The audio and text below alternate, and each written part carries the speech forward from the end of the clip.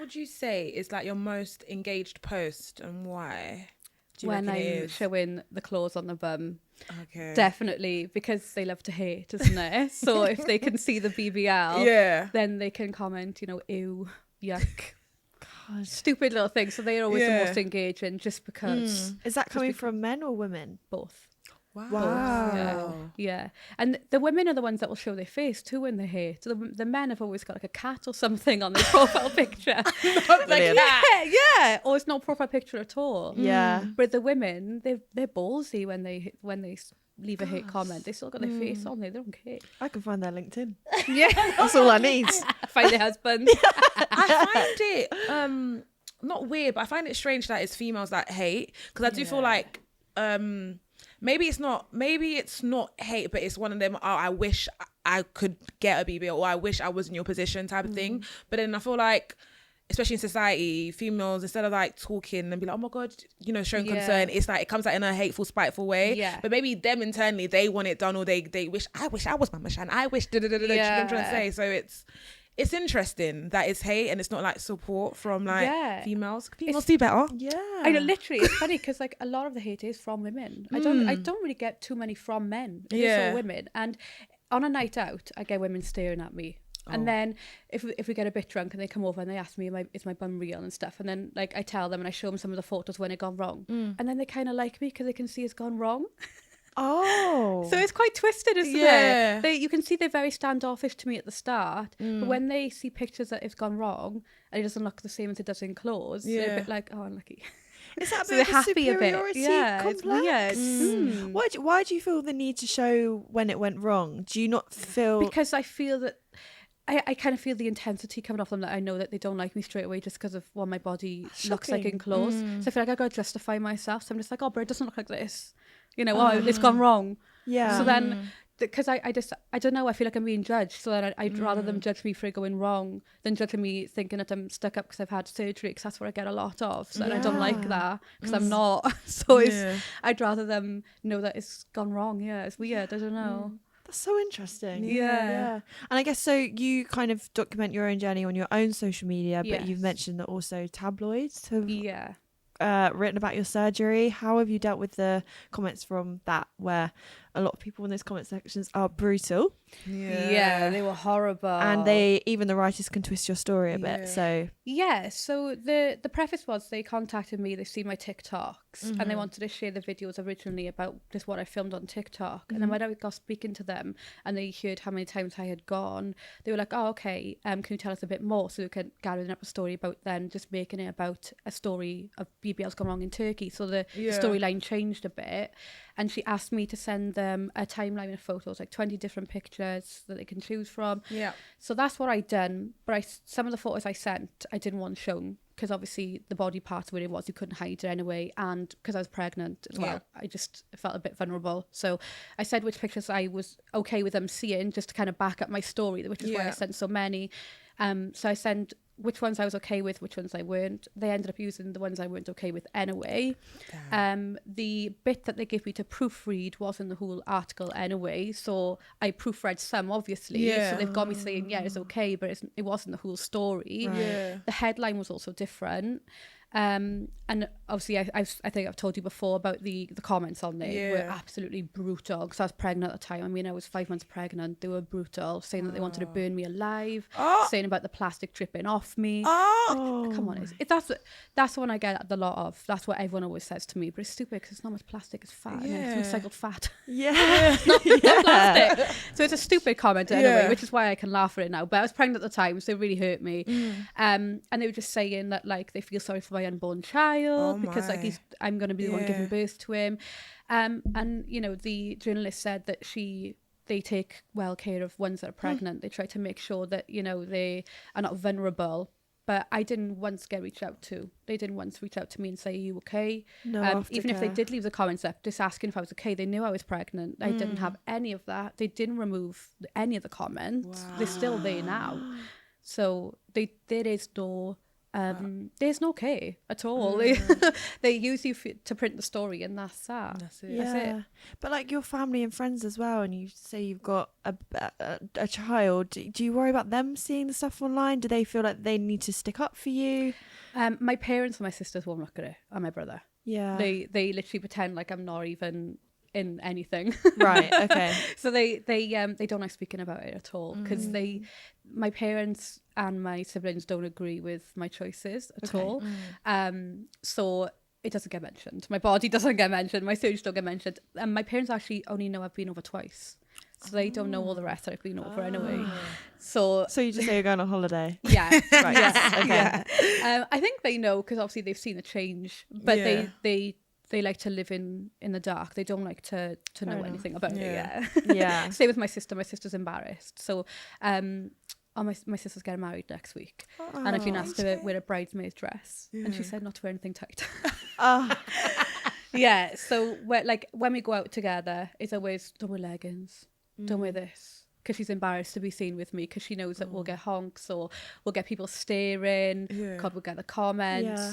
So yeah, if I'm out with my sisters, I'm not allowed to wear anything that reveals my body shape in any way. Do you not go, what if I want to? Why? Yeah, but then I'll just get a silent treatment whilst I'm with them, so what's the point? Right. Yeah. And because I'm the youngest, I always lose. So Yeah. I'll just take a big jacket all for me, you know. Yeah. Just, yeah. But for the £56,000 you spent on the surgery, would you not just want to show it off? Yeah, exactly. That's what I think. Yeah, you should want to. But around I've got people that I can do it in front of, and people that I can't, and then people that I can't. Yeah. Can I ask, so you say you're not done with it. What is there anything else you'd like to get done? Right, okay. So here it goes. I need a thigh lift, I need an arm lift, a back lift, I need my bum cut and lifted, and I need a tummy tuck, and I need my boobs redone. Right, let's circle back. What's a thigh lift? The inner skin on the inside of the thigh. Oh, I want that. I would go for that.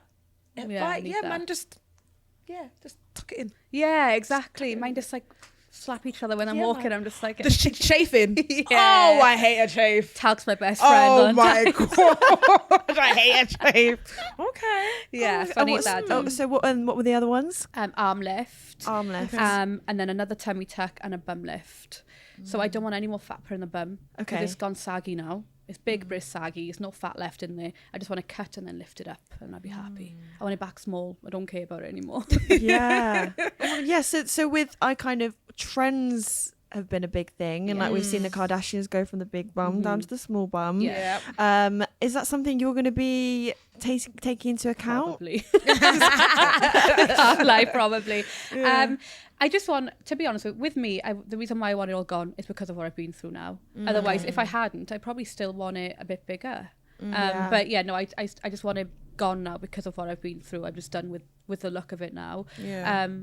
But I can't lie, if the trends go back up to wanting a big bum again, I probably will fantasize about wanting it, but I can't now. Yeah. I've worked too hard to get back, to get it all gone. Yeah. But yeah, it's hard to knock that off in your head anyway. Sure. Yeah. I mean, this is a big question, but if you could go back to your 21-year-old self that went and sent the full body pic on the WhatsApp, would you go back and not do the surgeries? No, I'd go back. I would just say, maybe lose weight first. I mean, I should never have been allowed all those surgeries at the way I was. I mean, I'm a tummy tuck at 16 stone. Come on, that's ridiculous. Nobody should ever have approved that. I shouldn't have even have thought that. So I would just say, lose the weight first. Start off on boobs. Have one thing done, and then if you still desire to have something you've just found out about today, if you still want that, bit of research. Do some research about it. There's so many groups on Facebook and Instagram. Yeah. There's so many YouTube videos as well of people going and having it done. Just have a think first. Lose the weight, have one thing done. If you're still happy, then you can go. Don't rush into it, because when you rush into it, things go wrong. Look at me. And how do you trust who's reputable? And don't trust influencers for one. I'm sorry, but just don't. You can't. Look, I did, and look what happened to me. I know some of them go to good places, but don't just trust them. They, like I said, they are groups you can look at. There's loads of groups on Facebook and Instagram. All you've got to do is type in XX doll and then the surgeon's name on Instagram, and you'll find their pages who have gone. If you go on Facebook, if you type in the doctor's name, there are loads of communities. Just speak to real life people first. So, you know, some of them will say things have gone wrong, but they might say it's because of their health that they didn't declare or something like that. And you'll speak to other girls that a lot of did go right. So try to speak to as many people as you can, because you might find somebody that has like a similar body shape to you, similar health conditions to you, and then you'll be able to see how that doctor kind of tailored their treatment to them. If they had a certain health condition that you had, how did that doctor handle that health condition? If they have the same body shape, how did he shape that person? So then you can kind of, you can use them as inspo pics then as well. Say like they came to you, they're my inspiration, they have a body like me now, I'd like to have something like you've given them. So it's a lot of things that you could do. Don't rush into things and don't trust influencers. I'm sorry. I feel like I don't know if it's the last couple months or the last year or so, I've seen, and I kind of want to cover the ultimate dark side of it. I've seen influencers dying from, and this is even influencers, this is not just a normal person, just dying from like a BBL especially. How do you go into these surgeries knowing that's the biggest risk of it all? That's never on my mind, if I'm honest with you. The biggest thing that scares me is the anaesthetic. I think because obviously they say that like they don't go under the muscle now with the BBL, so it's a lot like safer. Then you think like, oh well, it's very low chance then. So then for me the anaesthetic scares me more. But you do see a lot of people dying, but at the same time you don't know what health conditions they had beforehand, and if they had anything underlying they didn't even know of as well. So we're all quick to say like, oh, it's just because it was done in Turkey, but sometimes it might just be because of whatever health condition they were in anyway. So you can't take it too literal about, oh, is it going to happen to me because it happens to them, or you know, because it's just a luck of the draw, I guess, with anything, even over here though. It's a luck of the draw, even with routine surgery, isn't it? So you've got to try not to think about it. It's hard. I guess other than death, do you know any other shocking botched surgery stories or people you know that have had something done? Even in the UK though. Her nipple also went necrotic really bad. And she's actually having surgery in a couple of days. But she's going to Turkey to get it fixed. But she had it done off here originally, so it's quite funny, isn't it? Did it here? Yeah, she got botched here, but she's going to Turkey to get it fixed. So so you can't catch a break, so it's not even just Turkey then, even here. And they handled it really bad over here as well. She got sepsis and everything. Really bad. And she paid like 16 grand for those boobs. Jeez. Have you seen, actually, interestingly, over the time you've been getting surgeries, has the cost gone down? Like we had a episode around aging and about how fillers, like, they've kind of been going down in their prices to match the cost of living crisis. Have you seen that in surgeries as well? Yeah, absolutely. Because like now you can get a BBL tummy tuck and boobs for full, so it's gone down by 2 grand anyway. Like when I had a gastric sleeve, I paid 2,000. But the previous price, I think, when my friend went, because I went to a company my friend went to, 2 years prior, they were 3,800. So it's 1,800 off. So that's almost 2 people to go, isn't it? It's like half price. So because so many people are going, like teeth, they have gone down massively in price. Like when I was first quoted 6,000, I ended up paying 3,008 for my teeth. So again, it was almost half price. But with fillers and stuff, obviously that's what I do as a job. And in my shop, I've noticed we've had to put the prices down as well because the cost of living, fillers so cheap. Oh my god! So can you do it on yourself? Yeah, I do my Botox and fillers all the time. Wow. That's the thing. And what's your background? Are you a nurse? I'm a non-medic. Non-medic. I've been doing it for I've been doing microblading for 10 years. Okay. And I've been doing lips and Botox for 4. Wow. Yeah. I mean, that if anything enables you, it's having the needles in the back. Yeah. Well, I actually dissolved my lips a few days ago, so they're not too bad. I had some migration going on, but they were a bit minging. But yeah, no, it's hard. Especially like that's the thing as well. Is it being in the surgery world and being in the beauty world? You get a lot of clients that are going over and having stuff done. Even your older clients having their teeth done or having a gastric sleeve. You're constantly about it. Like I've got about at least 20 clients I've had a gastric sleeve. I've got at least 15 that have had their teeth done. Whether they're old or young. because like the way they're going into beauty places and they'll probably see someone like me with teeth done, then they'll want their teeth done. Yeah. But do you constantly around it? Yeah, I mean, there was that viral clip of, you know, Molly May when people said that she had too many fillers. As someone that does those injections in people, do you feel you have the autonomy to go, I'm not going to do that? Yes. So I get a lot of 18-year-olds coming in and I won't let them have it done. I know they're old enough. You've got to, because you don't have their mums ring you up saying, why do you inject my daughter? I know they're old enough, but you still get those mums, especially in the valleys. But yeah, I had stuff done at 18. And I just think, you know, with fillers and stuff. And I ended up going like to 6 mil by the time I was 19. It's a lot of filler in your lips. Jeez. Yeah, exactly. Exactly. But it's so easy to get sucked into it. And I got sucked into it because my manager at the time, to work there, you had to have fillers to work there. No way. And they were free. Yeah. If you wanted to work there, you had to have it done. Botox and fillers at the age of 18. So it was just wrong, isn't it? Yeah. So if I can say no to girls now at 18, then I absolutely will. Yeah. No, I love that. I feel like we need more people like you, especially because you work in that industry as well. It's like having that duty of care and like kind of understand, like, listen, work from my perspective, what I've been through as well. And I do feel like a lot of places where, let's say, teenagers will go to these aesthetic boutiques and stuff, and they're like, they're just doing it for the money, whereas you're actually doing it for the duty of care. Like, wait a minute, do your research. Do you actually need it? You're literally questioning the client before they actually do something and get sucked in. Because, you know, if they just have it done, then they're going to come back and then have more done. Yeah. And then they're going to end up looking ridiculous before their faces even develop properly. When you're 18 years old, they've still got baby faces, haven't they? They're not even 21 yet. Yeah. So I say to them, like, if you really need it, if you really got small lips, then have 0.5 mil, then wait until you're 21 to have more, because your face is changing so much. Like, your facial structure is still changing, you know, everything is. So, I tend to tell them no, definitely. Yeah. I wish somebody told me no. Yeah. Do you see many boys coming in and having fillers done? A lot of boys these days. Really? Yeah.